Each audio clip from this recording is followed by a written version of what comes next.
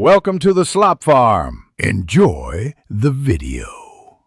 You start by getting a Maps API key because without it, the map won't render.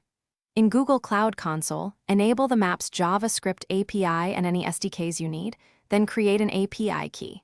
Once done, restrict the key to your domain and set a quota to prevent abuse. Make sure billing is enabled.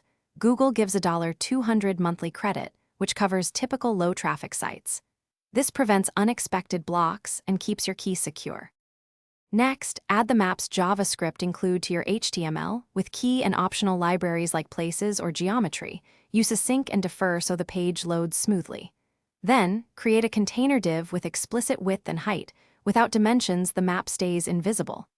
Initialize the map in an init map, callback, set center coordinates, zoom level, and map type ID.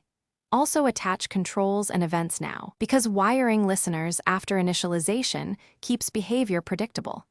Finally, test locally then on your deployed domain. Finally, implement features. Add markers, info windows, directions, or the place's autocomplete to enhance UX.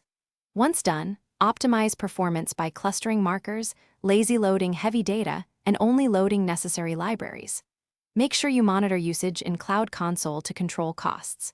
If your map is blank or shows a grid, check the browser console for API errors and confirm your referrer restrictions match the deployed domain. If billing or key errors appear, update credentials and retry immediately. Thanks for watching. Consider subscribing if we helped you today.